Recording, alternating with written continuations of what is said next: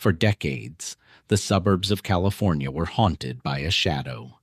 He was a phantom who terrorized communities, moving silently through the night, leaving behind a trail of fear, grief, and unsolved crimes.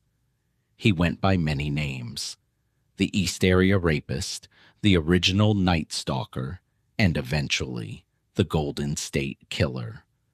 For over 40 years he remained a ghost, a man who seemed to have vanished into thin air. But even the perfect predator makes a mistake, and in this case, that mistake was written in his very blood. This is the story of how a revolutionary leap in science finally brought a monster into the light.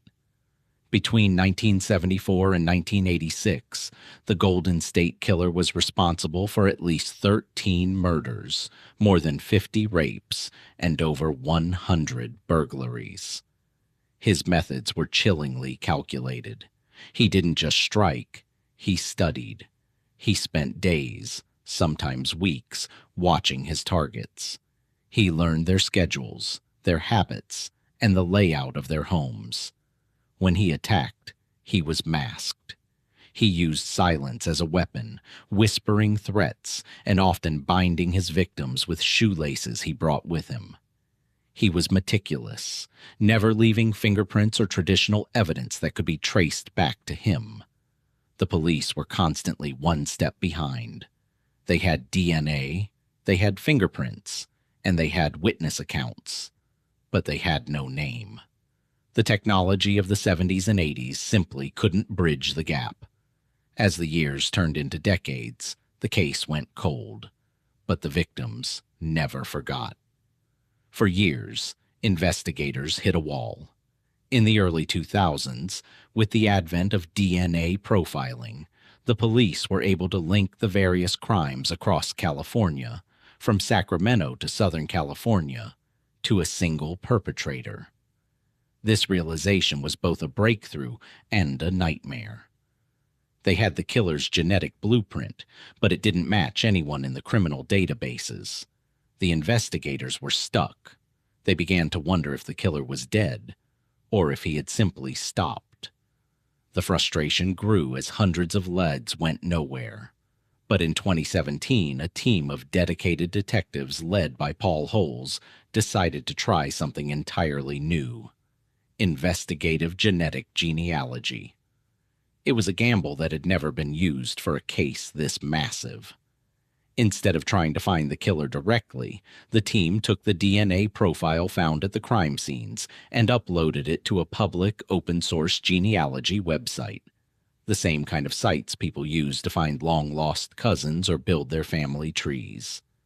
They weren't looking for the killer. They were looking for his distant relatives. It worked. They found matches. By mapping out the family trees of these distant relatives, investigators began to narrow down the pool of potential suspects. It was a massive, painstaking effort of data entry and genealogical research. They worked backward, branch by branch, looking for a male of the right age who lived in the right areas during the time of the crimes. Finally, the tree pointed to one man: Joseph James DeAngelo. When the police finally put a name to the face, it was shocking. Joseph James DeAngelo wasn't a criminal drifter.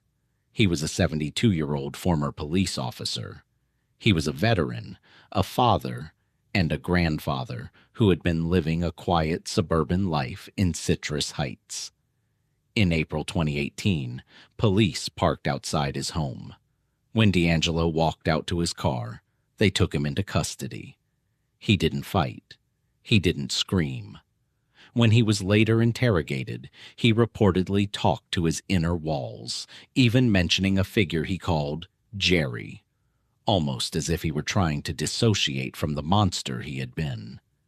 When they finally searched his home, they found trophies, items stolen from his victims that he had kept for 40 years. The myth of the invincible predator was shattered by a simple DNA match. In 2020, Joseph James DeAngelo pleaded guilty to multiple counts of murder and kidnapping. He was sentenced to life in prison without the possibility of parole.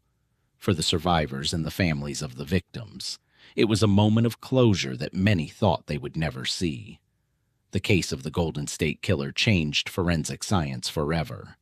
It proved that no matter how long the trail, and no matter how hidden the suspect, science has a long memory.